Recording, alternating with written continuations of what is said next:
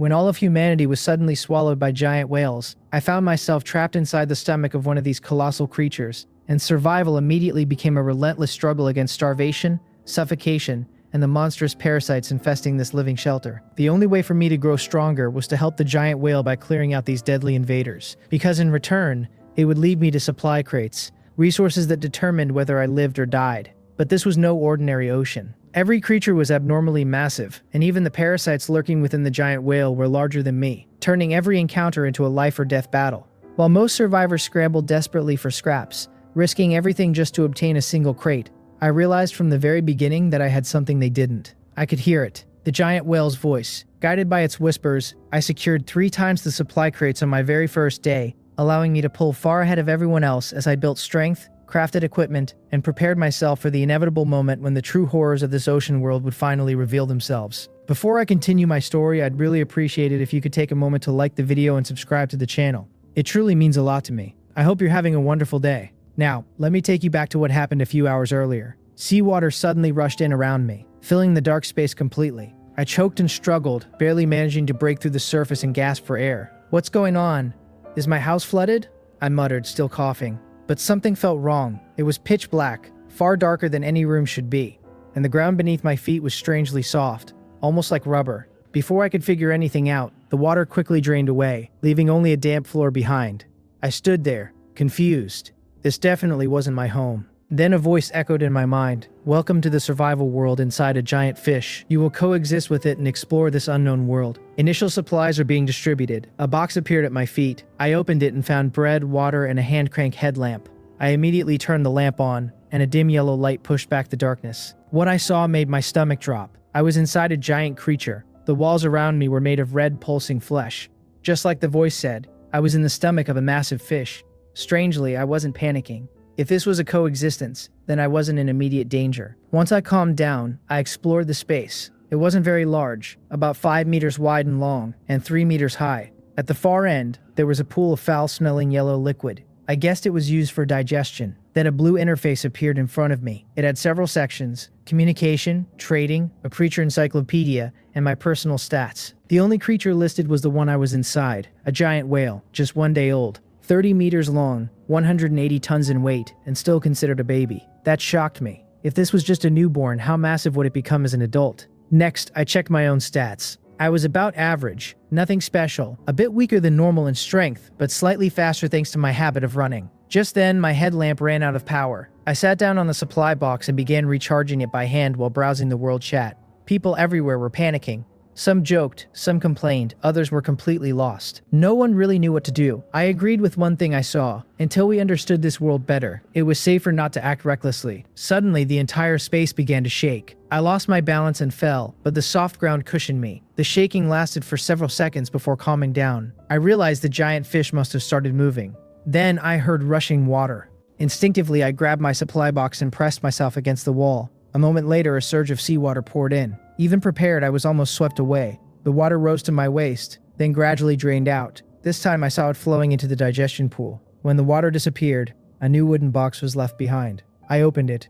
More bread, more water. So this was how supplies worked. The creature would bring them in. After a while, it happened again. Another surge of seawater. This time I handled it better, but instead of a box, a large amount of algae came in with the water. Soon the stomach was filled with it. It looked like the creature's food. Then everything went still. And that's when I heard it. A childish voice echoed in my mind. "Ah, I'm full. Time to digest." I froze. From the voice, I learned that the whale stopped moving to digest the algae, which drifts slowly toward the digestion pool deep within the stomach. Because I had gained a special ability that allowed me to hear the inner thoughts of the giant whale, I learned that if I actively threw the seaweed into the digestive pool, it would speed up digestion. As a result, the whale would spend more time swimming, which meant I could obtain more supply crates than others each day. But this time, while I was transporting seaweed, something unexpected happened. My arm was suddenly sliced open by something unknown, leaving a long wound. I quickly stepped back and then I heard the sound of a hard shell striking against flesh. I focused my gaze and saw that the creature had a sharp spike on its head. That spike must have been what cut my arm. However, it did not seem particularly aggressive. As it could only bounce around in place, my fear gradually faded, and it was replaced by anger because I currently had no medical supplies.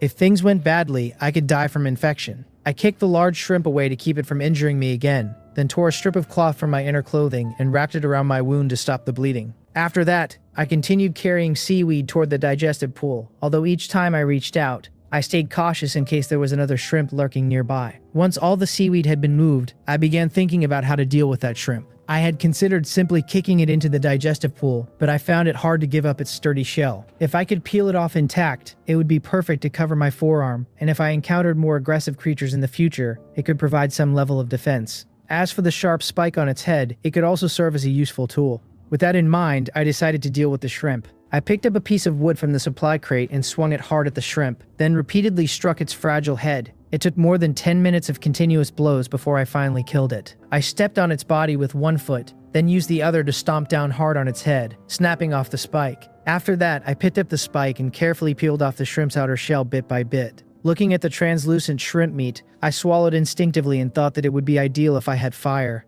I was not used to eating raw food, and in an unknown world like this, I felt even less willing to take that risk. At that moment, the surrounding space began to tremble slightly, and I knew the giant whale had started moving again. I placed the shrimp meat into a supply crate, then glanced at the crudely wrapped wound on my arm. Blood was already seeping through the cloth, and I knew this kind of treatment would not be enough. I opened the system interface and entered the World Trading Channel, hoping to exchange for some kind of medical item to stop the bleeding. However, most people were focused on trading food, which made me increasingly anxious. Fortunately, after persistent searching, I finally found someone offering a medical item, a hemostatic bandage, in exchange for 3 pieces of bread. Medical supplies were life-saving items, and it was first come, first served. I could not help but think that 3 pieces of bread was far too expensive, but my arm was still bleeding, and I could not afford to delay. The problem was that I only had 2 pieces of bread, which was not enough for the trade. I opened the trader's profile and decided to negotiate. I suggested that 3 pieces of bread were too much and asked if one would be acceptable. The other party quickly replied that it was not possible, explaining that it was a life-saving item and that there were no others trading medical supplies. He also asked if I was injured. I had no intention of telling the truth, since that might cause him to raise the price. I explained that I was simply cautious and liked to prepare in advance. He seemed to agree at first, but then said he would rather keep the bandage for himself after hearing that reasoning. At that moment, I became anxious and quickly offered 2 pieces of bread instead. He responded with a light tone, pointing out that I was probably injured. I realized he had seen through me, which made sense. It was only the second day in this world, and while most people were trading food, I was the only one trying to obtain medical supplies, which made the situation obvious. I made my final offer, 2 pieces of bread and 1 bottle of mineral water. That was all the food I had left. If he still refused, then there was nothing more I could do.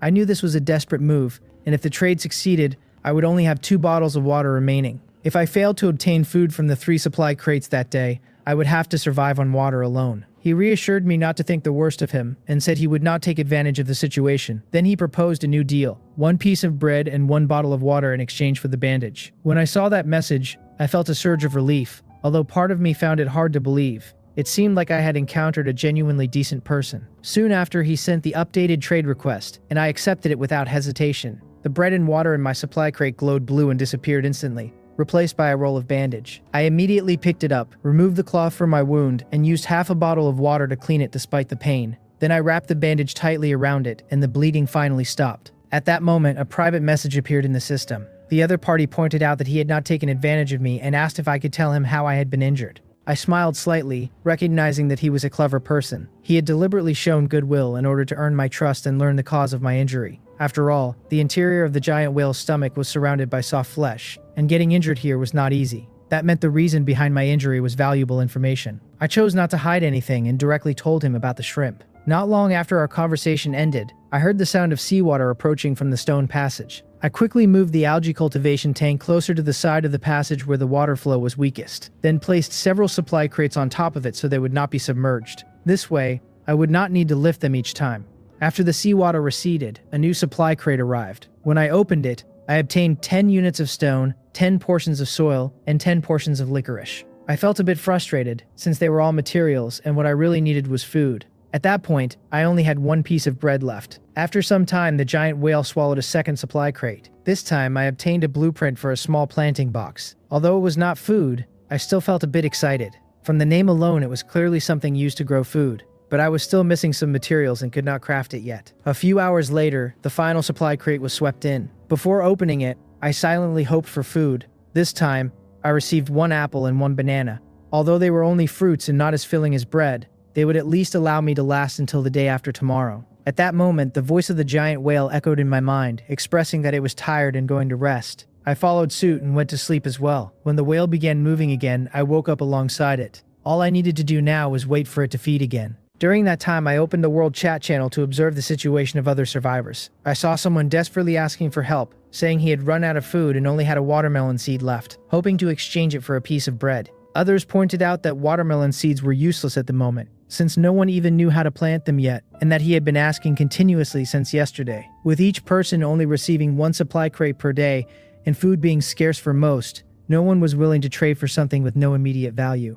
After reading those messages, I thought it over briefly and realized that watermelon seeds could definitely be used in a planting box. So I opened that person's profile and sent a message. He replied quickly, asking if I wanted to trade for the watermelon seed. I confirmed, but instead of offering bread, I offered raw shrimp meat. He said it did not matter as long as it was edible, but he also sounded surprised and asked where I had obtained shrimp. I briefly explained to him how I had obtained the shrimp meat, thinking to myself that I was not used to eating raw food, and if I kept it for a few days it would spoil anyway, so I might as well trade it for the watermelon seeds. He sounded extremely grateful, and in the very next moment, the watermelon seeds were traded over. He expressed amazement at how large the shrimp meat was, and introduced himself as Jiang Heitao, adding that if I ever needed help in the future, he would not hesitate. I simply responded with a polite acknowledgement and then closed the system interface. After some time, the distance shortened again, and I prepared to transport seaweed. Since I was worried about being attacked by the shrimp again, I put on the shrimp shell I had peeled off yesterday, securing it over my forearm as protection. Before handling any seaweed, I carefully brushed through it with my hand first, and sure enough, I encountered 3 large shrimp during the process, more than yesterday. However, with the sharp spike I had obtained, dealing with them this time was much easier. Not long after, the first supply crate of the day entered the stomach space, and I obtained a canned yellow peach and syrup. I felt a sense of satisfaction knowing that it was rich in sugar and could provide plenty of energy. While I was waiting for the second supply crate, Jiang Heitao sent me a message asking whether I still had any of the spine scale shrimp meat. I paused slightly and wondered how he even knew the shrimp's name. He explained that it was listed in the illustrated guide which he had discovered by accident. I immediately opened the guide and saw that a new creature entry had indeed appeared. It explained why I always encountered them hidden within the seaweed. They fed on algae. But then a question surfaced in my mind. If that was the case, why had no one else encountered these shrimp yet? After thinking it through carefully, I arrived at a possible explanation. Because I had been helping the giant whale accelerate its digestion, it spent far more time moving than other whale, which meant it had likely swum into waters where these shrimp existed. That seemed to be the only reasonable conclusion, and if so, it meant I was already far ahead of others. Yet instead of feeling pleased, I felt a trace of unease. The farther the whale traveled from its original region, the more marine creatures it would encounter, and if it swallowed something I could not handle, I would be in serious danger. Jiang Heitao then mentioned that the shrimp meat was valuable because consuming it could increase strength slightly, and he wanted to trade another piece using a blueprint he had just obtained. I was stunned by that revelation. The shrimp meat could actually increase attributes. I asked what kind of blueprint it was, and he told me it was for armor, specifically a spined helmet made from the shrimp.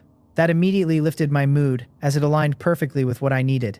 I agreed to the trade without hesitation and quickly checked the blueprint. It required 3 intact shrimp shells and 5 pieces of cloth. I had enough shells, but I lacked the cloth, so I decided to wait and see what today's supply crates would provide. If necessary, I could trade for the materials later. I then took out a piece of shrimp meat and tried it. To my surprise, it tasted quite good. When the system notification confirmed that my strength had increased by 1 point, I quickly checked my attributes panel. The increase was real, although I did not feel any noticeable change, likely because it was only a small improvement.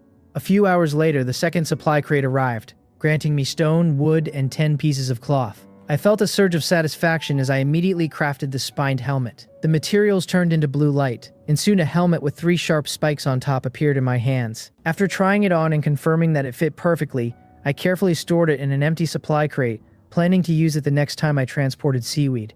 Not long after, Jiang Heitao messaged me again, explaining that he had eaten the shrimp meat but did not gain any additional strength this time.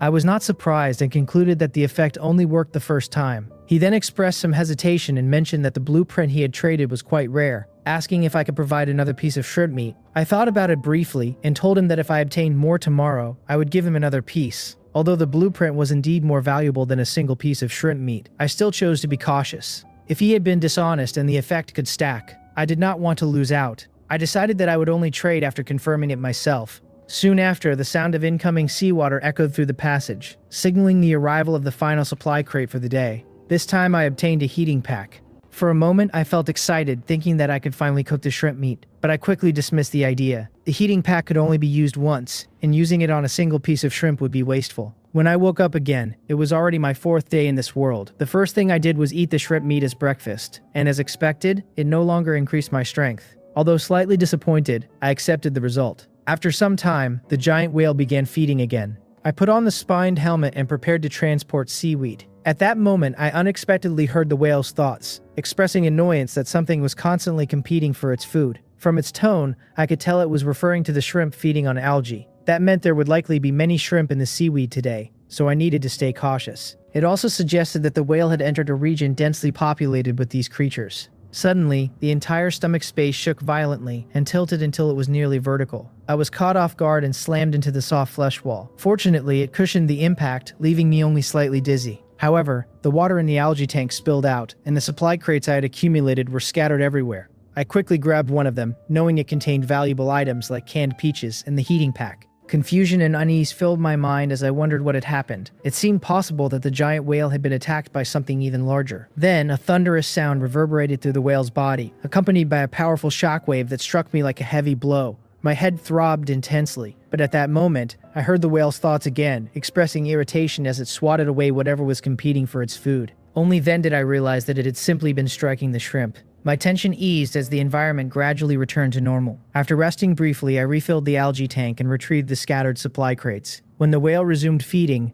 seawater flooded in again, and I quickly repaired the tank through the system interface. As I began transporting seaweed once more, I remained vigilant. But to my surprise, I discovered 10 dead shrimp among the algae. They had clearly been killed by the whale's earlier movements. Realizing this, I began to consider how many I might obtain by the end of the day. If this was only the first feeding, then the total could easily reach 50 or more. However, I also realized that if I simply left them lying around, they would be washed away by the next wave, so I decided to construct another algae tank to store them. When the second feeding began, I gathered the shrimp into a corner and shielded them with my body while quickly building the second tank. I arranged the 2 tanks in a V shape, effectively securing the shrimp within. At that point, on my 4th day in this world, something unexpected appeared in the incoming seawater. A creature several meters long. To make matters worse, my flashlight ran out of power at that exact moment, plunging everything into darkness. The next instant, the creature leaped from the water and lunged at me.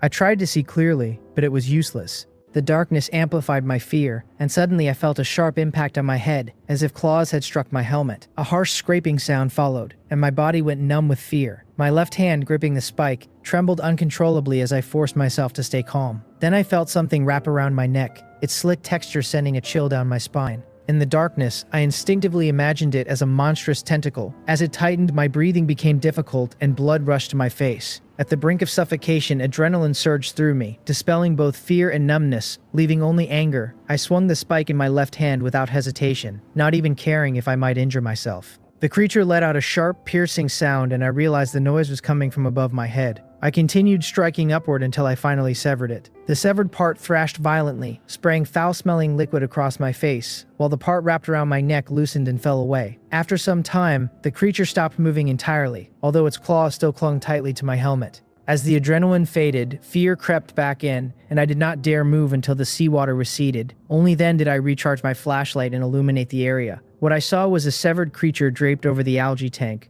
dripping blood. When I removed my helmet, I saw 4 sharp blade-like teeth embedded deeply into it. A cold chill ran down my spine as I realized that the helmet had barely saved me. Without the spikes on top creating space, those teeth would have pierced straight through my skull. I opened the system's creature guide and found the entry. This was a parasite that lived inside large organisms, with teeth capable of easily crushing a human skull. The realization left me shaken. Surviving that encounter had been pure luck. After regaining my composure, I removed the creature's remains from my helmet and put it back on, staying within the safety of the algae tanks until the feeding ended. Only then did I resume my work, periodically recharging my flashlight to ensure I would not face another situation like that in total darkness. By the end of it, I had collected a total of 58 shrimp, 8 of which had intact shells suitable for crafting, while the rest were too damaged. I decided to trade the damaged ones and then sent 3 shrimp, along with a newly crafted helmet, to Jiang Haitao. Soon after, the first supply crate of the day arrived, containing iron ore, copper ore, and sand. I was slightly surprised to see metal resources appear. After calculating the situation, I realized that other survivors would soon encounter these shrimp as well, which meant their value would eventually decrease. With that in mind, I quickly listed my shrimp on the trading channel using 5 different exchange options.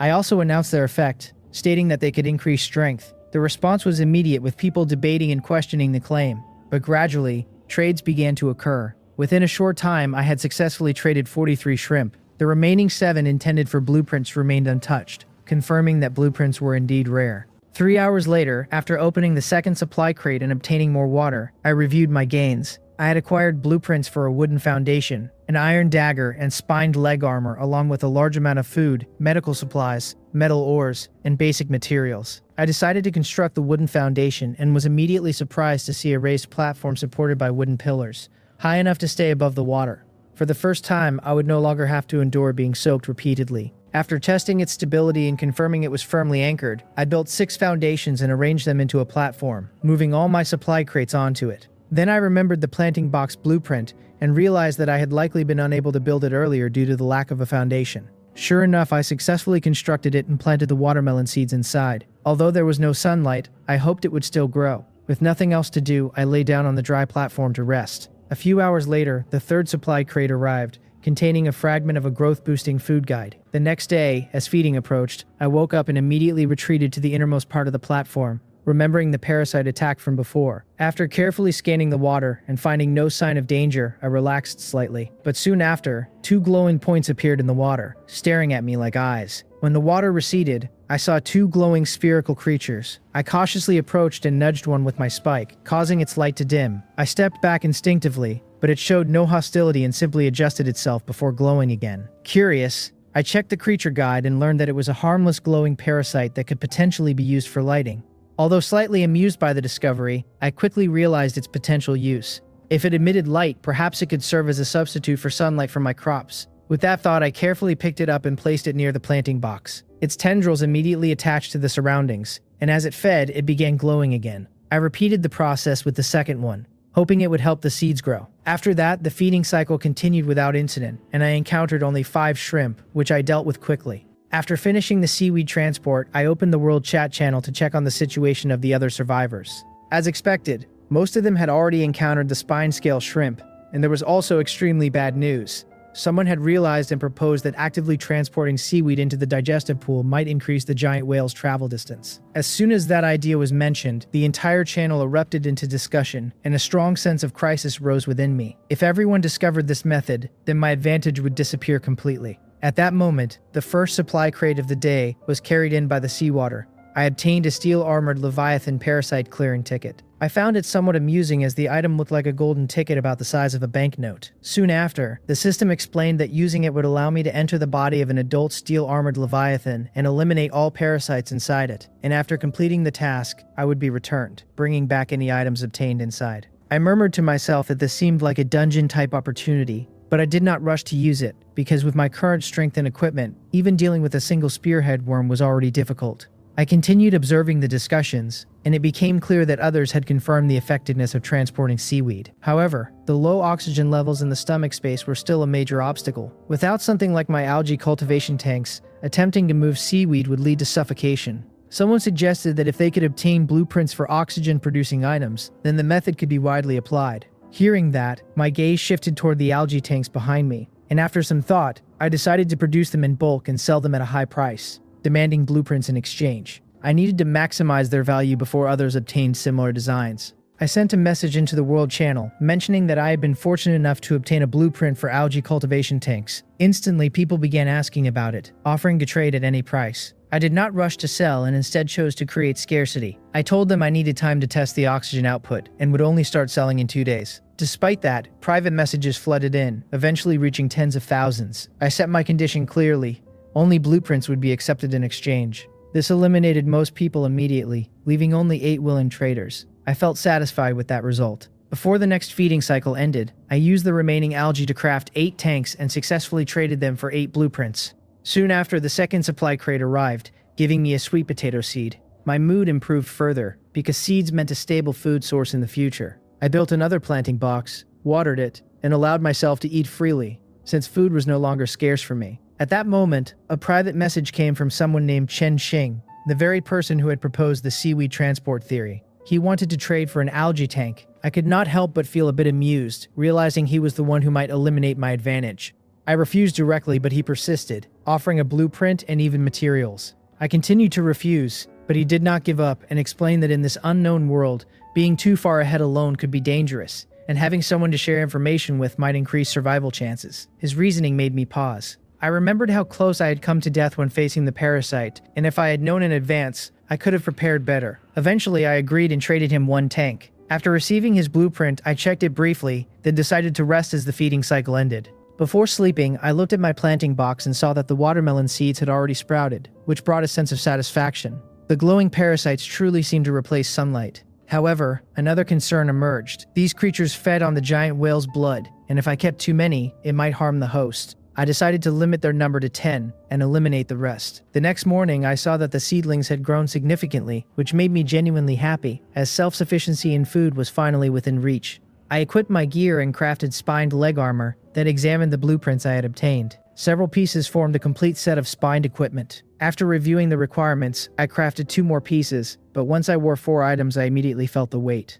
This made me realize that without sufficient strength, I could not fully utilize the equipment. Checking my attributes, I saw that the normal baseline was 10, and my strength was still too low. I estimated that I would need at least 15 to comfortably wear the full set. When the seawater arrived again, something suddenly darted beneath the surface, creating a splash. I instinctively retreated onto the platform and watched carefully. Soon, after the water receded inside the whale's stomach, I saw a 1-meter-long whale glowing faintly on the ground. I cautiously approached and picked it up, then checked the creature guide. It was a fast-swimming whale with edible meat. Relieved that I had not been struck by it in the water, I prepared it into slices and ate a portion. The system informed me that it increased both my constitution and speed. Although it did not improve strength, I still felt pleased to gain multiple attributes at once. Jiang Heitao then sent me a message, thanking me again and gifting me a fertilizer blueprint. I immediately realized its importance, as it could accelerate crop growth. The materials required included grass and the giant whale's waste. After thinking it through, I remembered a tool blueprint I had obtained earlier and quickly crafted it. I gathered the necessary materials, collected the required substance from the digestive pool, and began producing fertilizer. Although the smell was unpleasant, I endured it and waited for the process to complete. Later, I crafted a better weapon from Chen Xing's blueprint and continued trading whale and algae tanks for resources. By this point, many survivors had begun to recognize me, and some even speculated that I possessed some kind of advantage. That night, I checked my crops again and saw that the watermelon vines had grown further, which lifted my spirits. On the 7th day, I opened the compost container and obtained fertilizer, which I immediately used on my crops. When the giant whale began feeding again, I prepared for danger, and soon another spearhead parasite appeared. Although fear resurfaced, I forced myself to remain calm and fought back. After a difficult struggle, I managed to survive once again, using both my equipment and quick reactions. Once the danger passed, I secured the wound in the whale's stomach using one of the glowing parasites, effectively stopping the bleeding. Exhaustion washed over me, but I could not rest yet, as the feeding cycle was not over. I moved the algae tanks onto the platform to create a safer position and stayed hidden during the next wave. Only after confirming that no more threats remained did I resume my work. Later, Chen Xing contacted me again, proposing a trade for a special fruit that could increase strength by 5 points. Hearing that, I immediately recognized its value, as it was exactly what I needed to handle my heavy equipment. I crafted a planting box for the new plant and carefully planted it, hoping for a good outcome. Soon after, I obtained an equipment slot from a supply crate, which allowed me to store heavy gear and lighten my load. Over the next few hours, I continued mass-producing algae tanks and trading them, accumulating large amounts of resources. When storage became an issue, I obtained a storage cabinet blueprint and crafted it, greatly improving my inventory management. By the 8th day, I checked on my crops again and reflected on how much I longed for better food, especially something with flavor. After another feeding cycle, I reviewed the giant whale's status and noticed that it had grown significantly. This made me consider accelerating its growth even further, to extend my advantage. So I immediately created another storage setup, gathered a large quantity of algae, and continued optimizing my progress. By the 9th day, the number of survivors began dropping rapidly, likely due to others encountering the same parasites I had faced. Seeing this, I seized the opportunity and had Jiang Haitao spread information about the effectiveness of the spined helmet, which led to a surge in demand. Using this, I expanded my resources even further. Later, I obtained instant noodles from a supply crate, and for the first time since arriving in this world, I enjoyed a proper hot meal. Finally, on the 10th day, something unusual happened. The supply crates did not arrive at their usual time, and after waiting for an hour, there was still no sign of them, even though others were already discussing their rewards. As I tried to understand what was happening, the barrier at the passage suddenly opened, but no seawater entered. Confusion filled my mind, and then, for the first time in a while, I heard the giant whale's thoughts again, expressing that it had found a treasure cave and wondering why the small human inside had not come out yet. I was momentarily stunned, realizing that the giant whale had always been aware of my existence within its stomach, and now it wanted me to leave, at least temporarily. The thought of going outside to search for valuable items made me uneasy. After all, so many days had passed, and this would be my first time stepping into the unknown world beyond the giant whale. With no understanding of what awaited me, going out was clearly dangerous. Yet since the giant whale had clearly indicated that this was a treasure cave, I knew I had to go.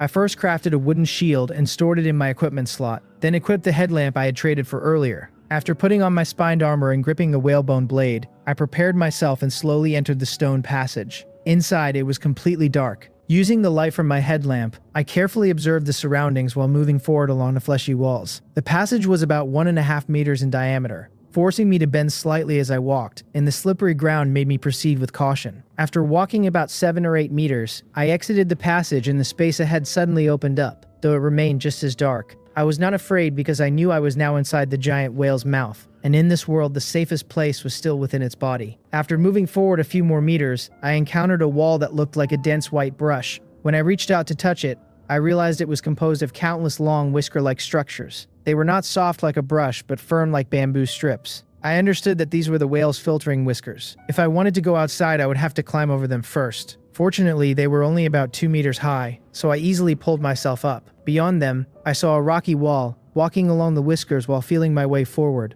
I eventually found a narrow cave entrance about 1 meter wide. The pitch-black interior made my instincts uneasy. This had to be the entrance to the treasure cave, but the space inside was so tight that I would have to crawl. If I encountered danger, even turning around would be difficult. Still, I pushed aside my hesitation. The greater the risk, the greater the reward, and in this world, survival meant facing danger head-on. Remembering the life-and-death situations I had already experienced, I knew there was no safe path forward. With that in mind, I raised my shield and crawled into the cave. The interior was entirely rock, and I moved forward on my stomach, holding the shield ahead to guard against potential attacks. After crawling for over 10 meters, sweat began to form on my forehead.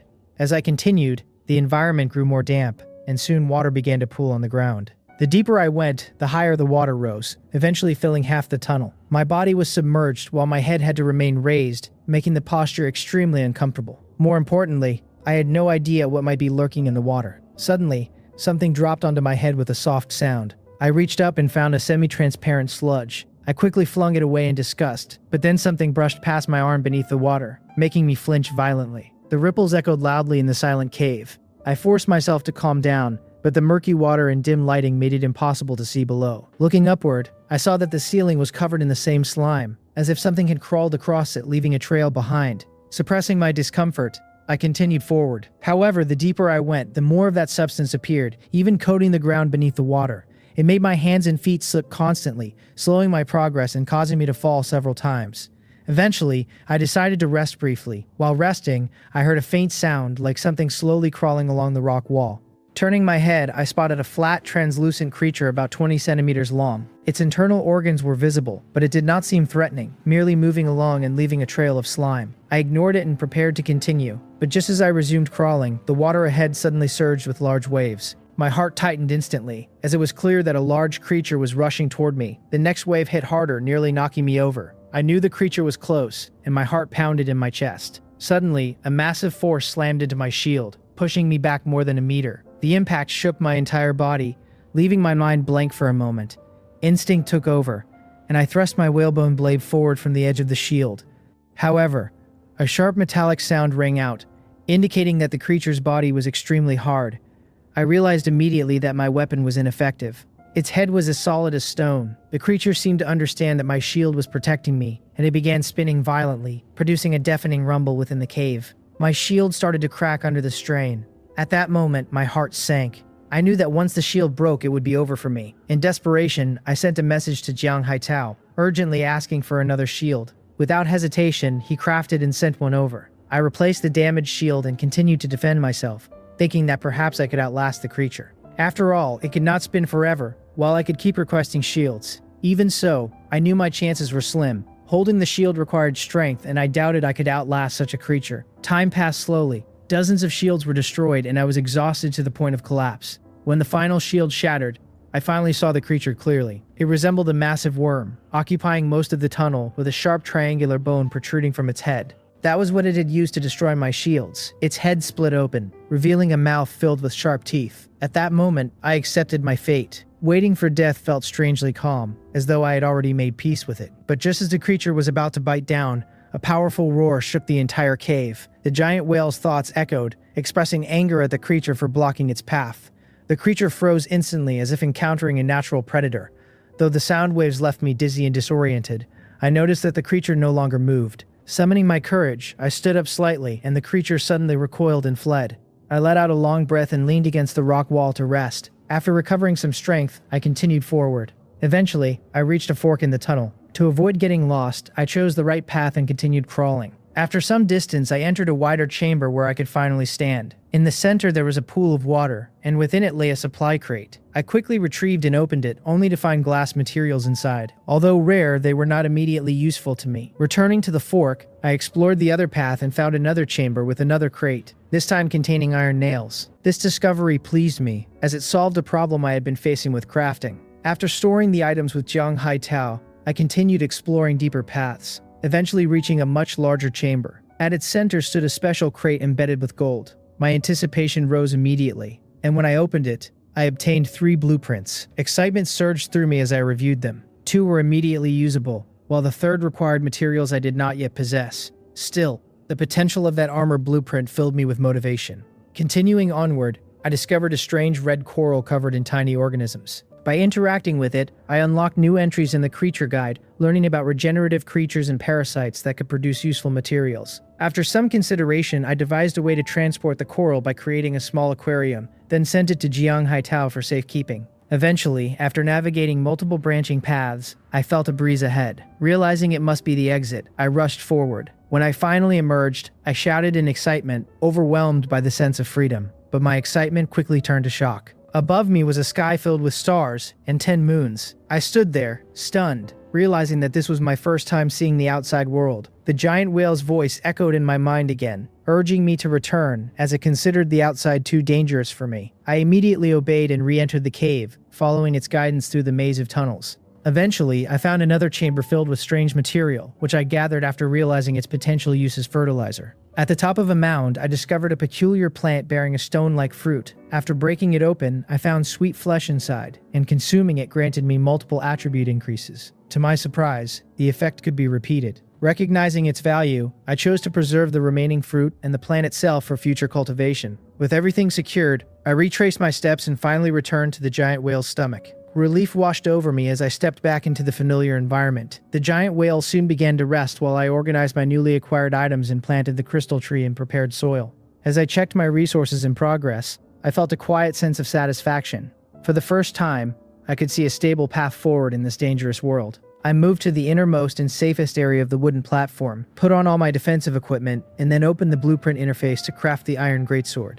3 iron nails and 1 piece of wood turned into blue light and quickly assembled into a 1-meter-long iron blade in front of me. I gripped it with one hand and tested the weight, only to realize that even though my strength had reached 10 points, I could barely manage simple swings, and the strain on my wrist was noticeable. So I switched to a 2-handed grip and tried again, but it felt awkward and uncoordinated. After all, I had just been an ordinary person in my previous life, and I had never handled such a weapon before. It was clear that using a 2-handed blade would require practice. At that moment, the sound of seawater surging echoed through the passage. I steadied myself immediately and focused on the movement in the water. Fortunately, the water drained calmly this time, and the giant fish had not swallowed any dangerous creatures. The next 2 feeding cycles were the same, which made me realize that my luck today was quite good. However, not everyone was as fortunate. The number of deaths had increased sharply, reaching 500,000. The spearhead parasites were still far too dangerous for many survivors who had not developed enough strength. I continued transporting seaweed toward the digestive pool, and during that time, Jiang Haitao also encountered a spearhead parasite. Fortunately, I had already given him a full set of spined armor and explained how to deal with it,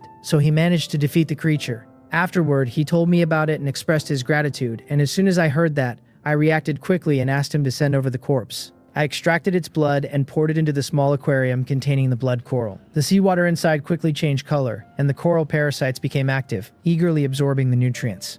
Then I took some seaweed from the storage cabinet and fed it to the gel snails. Once everything was handled, I noticed that the watermelon had fully ripened. I immediately harvested it, cut it into pieces, and sat comfortably on the platform while eating. I had previously considered planting watermelons on a large scale to achieve complete self-sufficiency, but that would require at least 20 to 30 planting boxes, and the current space simply could not accommodate that. Even though the stomach space had expanded slightly over time, it was still far from enough. I estimated that I would need at least 100 square meters before such large-scale cultivation became feasible. I sent a portion of the watermelon to Zhang Heitao, and then I thought of Chen Xin. Since this world had both communication and trading channels, it was inevitable that groups and factions would form. I decided that I should begin building my own team, and Chen Xin, though shrewd, seemed like a suitable partner for cooperation. At this point, I felt it was time for her to prove her value, so I sent her a message suggesting that she should contribute one of her blueprints to the team. She was clearly surprised and questioned why she should give something without receiving benefits. I explained that contributing was part of building trust, and after some negotiation, I made it clear that if she found my request unreasonable, then there was no need to form a team at all. She quickly realized the situation. Given the resources I possessed, even if she formed her own group, it would not surpass me. In the end, she agreed and handed over a blueprints. One of them caught my attention immediately. It was related to processing materials from the blood coral. I chose that one without hesitation, and she sent it over without further argument. In return, I gave her some leftover watermelon. She seemed surprised and asked how I had obtained it, and I casually let her know that I had grown it myself. I also made it clear that if she wanted similar benefits in the future, she would need to contribute more to the team. I understood clearly that she was different from Zhang Heitao. Heitao was straightforward and could be guided easily, while Chen Xin required tangible incentives. After ending the conversation, I crafted the tool from the blueprint and began processing the blood coral to produce powder. By then, the water in the aquarium had returned to clarity, indicating that the coral had fully absorbed the nutrients. Its size had also increased slightly, confirming that more blood meant faster growth. Without hesitation, I broke off a small piece, placed it into the tool, and began grinding it into a fine powder.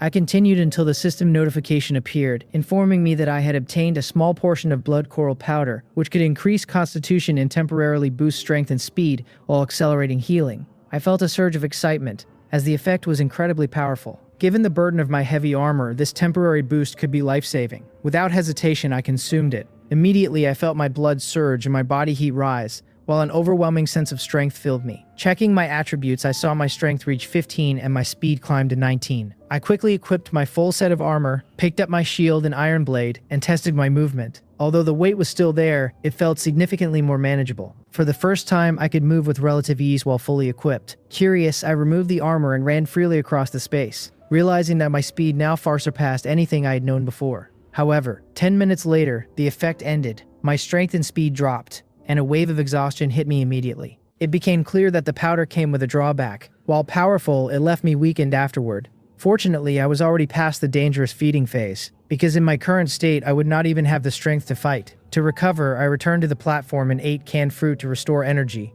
while also sending some to Zhang Heitao. He responded quickly, expressing his gratitude and mentioning that he had just fought a parasite and needed the energy. Even after eating, I still felt drained, and drowsiness crept in, but I forced myself to stay awake since the next supply crate would arrive soon. To distract myself, I began thinking about whether the gel produced from the snails would also require the same processing tool. After about an hour, the sound of water signaled the arrival of the next crate. I prepared myself, but this time only a fish entered with the water. Once the water receded, I dealt with it easily and opened the crate, obtaining gold ore. I then checked on the gel snails and discovered that their number had increased to 11. The two smaller ones were likely the halves of the one I had previously split, confirming their regenerative ability. To test this further, I processed one into gel, which the system confirmed could be used to stop bleeding effectively. Satisfied, I increased their population further by dividing the remaining ones and fed them more seaweed. After storing the gel, I listed fish meat and fish bone blades on the trading channel in exchange for growth guide fragments. Soon enough, all my items were traded, and I finally gathered enough fragments to complete the guide. When I combined them, a screen appeared, displaying 5 types of food that could accelerate the giant fish's growth. However, after reviewing them, I realized that none were currently within my reach. Even the simplest option required an enormous quantity of cultivated fruit, which I could not yet produce. Still, the information was valuable, as it would allow me to recognize these resources in the future. As I considered my options, I realized that spreading planting boxes could enable large-scale fruit production, but that would also reduce my advantage. Just then, a message arrived from someone named Zuo Junyang, inviting me to join a group of survivors as a vice leader.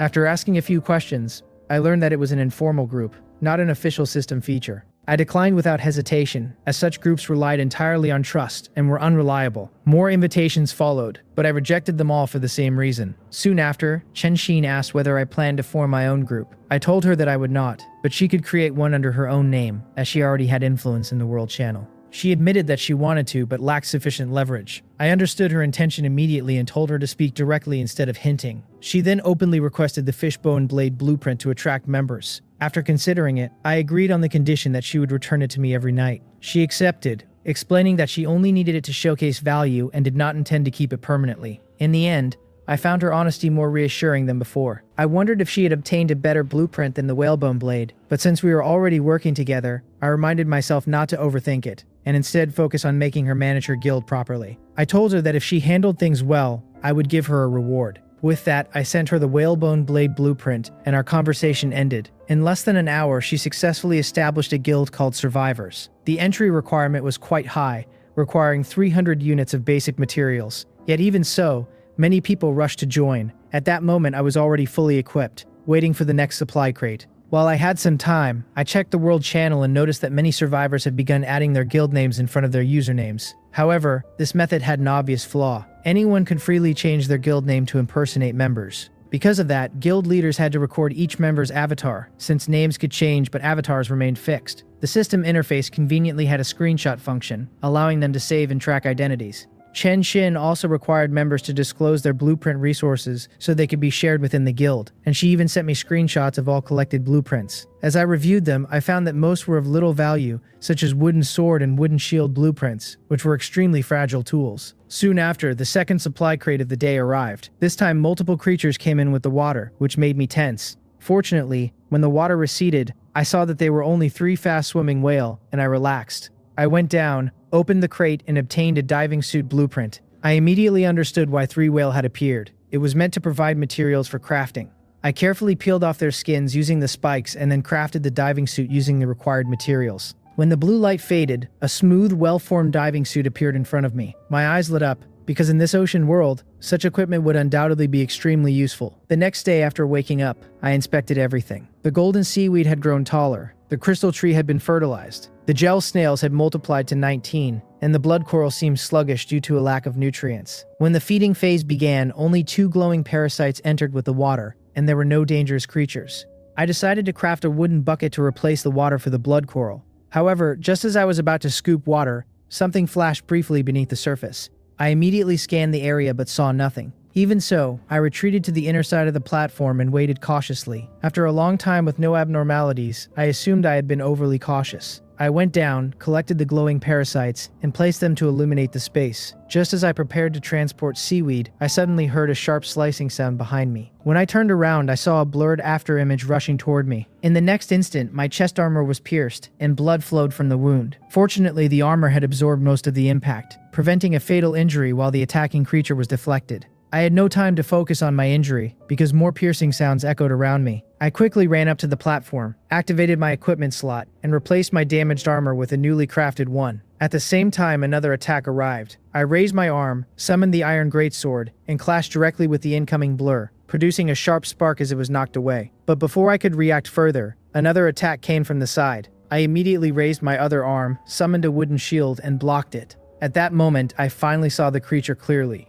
It resembled a disc-shaped organism with a ring of sharp serrated edges, supported by 4 legs surrounding a central mouth. There was no time to analyze further because 2 more attacks approached rapidly. I threw aside the greatsword and, with a thought, summoned 20 pieces of wood from the storage cabinet. They formed into a wooden door in front of me, and the 2 incoming creatures became stuck in it instantly. Even then, I did not relax. I listened carefully until I was certain no more threats remained. Only then did I lower my guard, remove my armor, and take out the gel I had crafted earlier. My chest was already soaked in blood. I cleaned the wound with water, applied the gel, and watched as it sealed almost instantly. After wrapping it with bandage, I finally felt relief. I then examined one of the creatures on the shield. It was circular, with razor-sharp edges and 4 legs supporting its body. Checking the guide, I learned it was a razor butterfly parasite that fed on blood and could easily kill a human in an instant. A chill ran down my spine. The spearhead parasite had only appeared recently, and now an even more dangerous species had emerged. Its small size made it difficult to detect, and unlike the spearhead parasite, it was more dangerous after the water receded. I could not help but realize that this environment was becoming increasingly dangerous.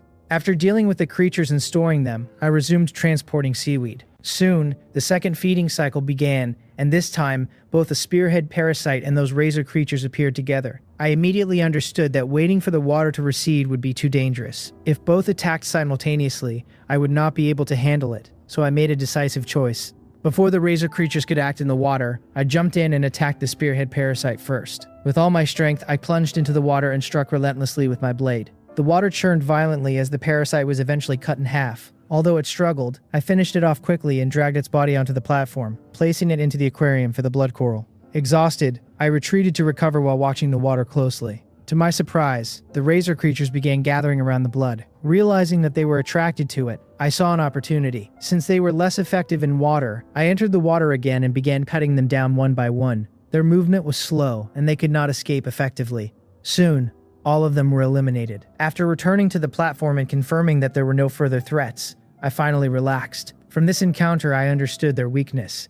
By using blood as bait, I could lure them together and eliminate them efficiently. The only issue was obtaining enough blood. After thinking it through, I decided to collect the bodies of spearhead parasites and store their blood in containers.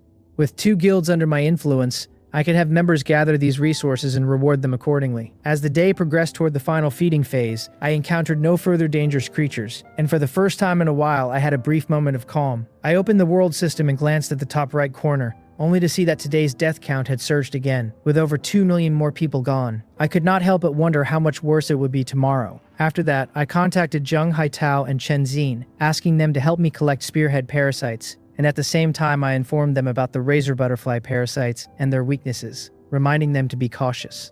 I also decided that this information could serve as a guild reward, something to share only with loyal members who had made significant contributions. With everything settled, I was ready to rest, but just then, a system notification suddenly echoed in my mind. The Phantom Leviathan had traveled 10,000 sea regions and was about to leave the beginner sea. The novice protection phase had ended, and at the current speed it would cross the boundary region and enter the deep blue sea within a day. My mind trembled when I heard this. These past 10 days had already felt like a constant struggle for survival, yet the system was telling me I had still been under protection. I could not help but imagine how dangerous the deep blue sea would be without that protection. When I woke up, it was already the final day before crossing the region, and I noticed something unusual. The giant whale had not fed at all today. Soon after, I heard its thoughts again, saying it seemed to have found something. I felt puzzled. What had it discovered that made it ignore food entirely? After some time, the esophageal membrane opened, and a large amount of seawater poured in. I focused carefully, observing whether any dangerous creatures had entered, but there was nothing. For some reason, the water was unusually murky. When the water receded, I noticed there was no seaweed this time. Instead, the ground was covered in sand, and among it lay a white sphere the size of an ostrich egg. I paused for a moment, then approached carefully. Upon closer inspection, I realized it was likely a whale egg.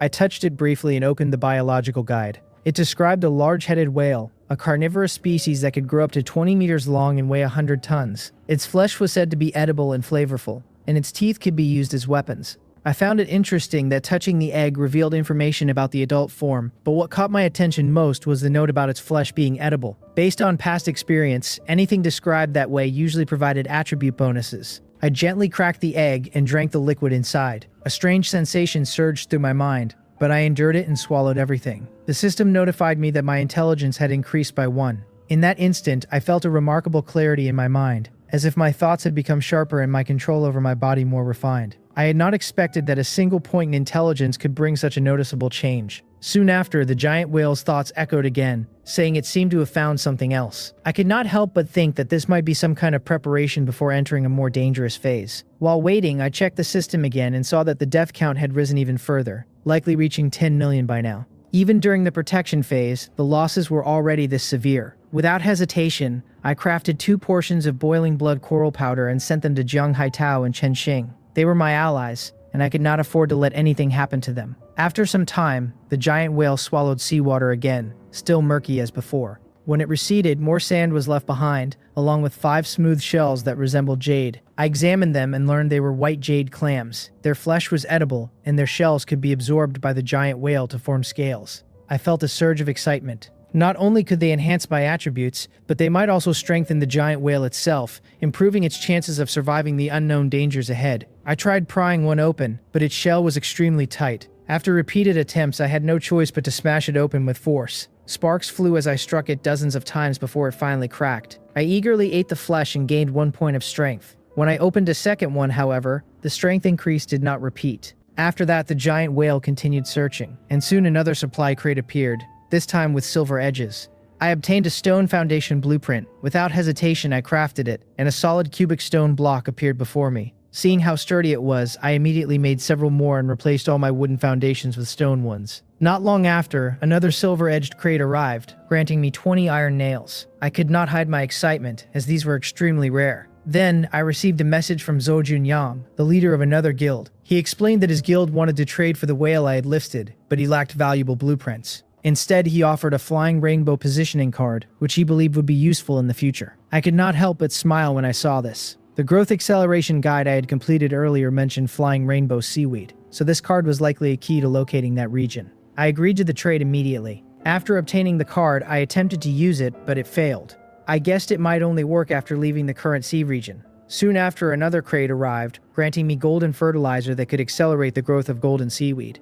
I was delighted, as its slow growth had been a constant concern. Then came yet another silver-edged crate containing silver fertilizer, though I had no idea how to use it yet. Not long after, the giant whale suddenly stopped moving, and its thoughts echoed again, saying it had found another treasure cave. I immediately felt a surge of excitement. Without delay, I prepared my equipment and entered the passage once more, informing Jiang Haitao to be ready in case I needed supplies. However, just a few steps in, the membrane behind me suddenly closed. I froze for a moment, although I trusted the giant whale, being sealed in such an environment, still made me uneasy. Then the entire space began to tremble violently, and the ground tilted upward. The giant whale seemed to be raising its head, and before I could steady myself, I slipped and fell backward. The surroundings were smooth, making it difficult to climb, but soon the problem resolved itself as seawater rushed in, lifting me upward. I quickly removed my heavy armor and used the rising water to float out of the passage and into the mouth. From there, I climbed onto the whisker-like teeth and approached the cave entrance. This cave was different from the previous one. It was wider, sloped downward, and contained no water, suggesting it was an air-filled space. After equipping my armor again and readying my weapons, I carefully entered. As I moved forward, a strong smell of decay filled the air, growing more intense with each step. Eventually, I reached a fork in the path. I cautiously peeked around the corner, but the moment I saw what lay ahead, my heart nearly stopped. Instinct took over, and I dropped everything and ran. After putting some distance between myself and the danger, I noticed that nothing was chasing me. Then, the giant whale's thoughts reassured me that there was still something left inside. That calmed me. If it was not concerned, then the threat might not be as dangerous as it seemed. Gathering my courage, I returned and carefully examined the creature. Only then did I realize it was already dead. Its massive body was decaying, its eyes sunken, but its exposed teeth still gleamed sharply. The guide identified it as a blade-toothed beast, an enormous predator capable of ambushing prey in caves. I felt a chill at the thought. If it had been alive, even the giant whale might have struggled against it.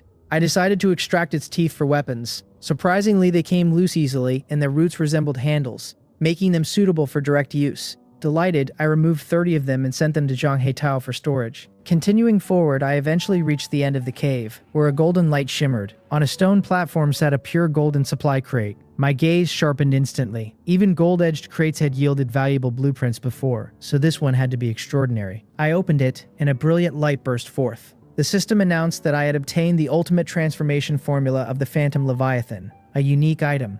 I was stunned. Even without fully understanding it, the word unique alone told me how valuable it was. However, when I checked its details, I was left speechless. Aside from the first material, everything else was marked with question marks. It seemed I would need to unlock them step by step. Judging from the first requirement alone, I already knew this was far beyond my current capabilities. With no choice but to store it for later, I prepared to leave, yet a thought lingered in my mind. Obtaining such a valuable golden crate had felt almost too easy. I could not help but think that the blade-toothed eel was meant to guard that pure golden chest, yet for some unknown reason it had died, allowing me to take advantage of the situation. But then a question surfaced in my mind. What kind of existence could silently kill such a massive creature without leaving any visible wounds? Could it have been some terrifying entity from the deep blue sea that happened to pass by? The thought alone sent a chill down my spine. Not long after, I returned to the cave entrance, removed my equipment, and jumped back into the giant whale's mouth. It seemed to sense my return, as it slowly opened the membrane of the passage and lowered the water level, allowing me to safely return to my position. After checking my surroundings, I was relieved to find that the internal space had not been greatly affected by the giant whale's movements. Only a bit of water had spilled from the small aquariums and the seaweed planting box. The next morning, Not long after I woke up, a series of system notifications echoed in my mind. I had taken a significant lead over all other survivors and had become the first to enter the dangerous deep blue sea. Because of this, I was granted a unique title in this world, the Pioneer. This title allowed me to freely allocate 5 attribute points and reclaim them at any time, but if I lost my lead, the title would transfer to someone else. Before I could fully process it, another system warning followed, urging me to use the Steel Leviathan parasite clearing ticket as soon as possible, or I would be hunted by the Steel Leviathan. I was stunned at first, then quickly opened my status panel. Sure enough, the title Pioneer had appeared next to my name. I immediately allocated all 5 points into strength and then tested how to reclaim them, discovering that I only needed to tap the title itself. I felt genuinely pleased. The flexibility of these 5 points was incredible. In danger, I could shift them entirely into speed to escape, and if escape was impossible, I could switch them into strength and fight with everything I had. But soon after, my mood turned tense. I noticed that my character evaluation had changed, describing me as someone infected with a regenerative bacterium and currently ill. I froze for a moment before recalling my recent experiences. The only possible source of infection had to be the treasure cave I explored yesterday. Thinking back carefully, the massive blade-toothed eel had died without external injuries, which now made sense. It must have been killed by this very bacterium. That realization made my situation feel even more dangerous. If such a microorganism could kill a giant creature, then it was certainly beyond my ability to fight directly. Still, I forced myself to stay calm. If I had been infected last night and had gone through an entire day without symptoms, then the bacterium might not be immediately lethal. With no treatment available, the only option was to endure it for now, so I reassigned all 5 attribute points into Constitution, hoping to strengthen my resistance. After setting that concern aside for the moment, I took out the Steel Leviathan parasite clearing ticket from the storage cabinet. A 3-day countdown had appeared on it, and I understood that once the time expired, the Steel Leviathan would begin hunting the giant whale. At that moment, a deep sense of unease settled in my chest. My giant whale had only been alive for a little over 10 days, yet its stomach had already hosted 2 highly aggressive parasites. I could not even imagine how many parasites might exist inside an adult leviathan that had gone unchecked for years. It felt as if my time was running out. Suddenly, the giant whale's thoughts echoed again, saying it had finally found it, but it was frightening and it needed to return quickly. I was confused and did not understand what it meant, but then another system notification appeared, indicating that we had re-entered the beginner sea region. I paused in surprise. Why had it returned? It did not take long to figure it out. It was likely nearing night outside, and the giant whale had chosen to return to the safer beginner sea to rest.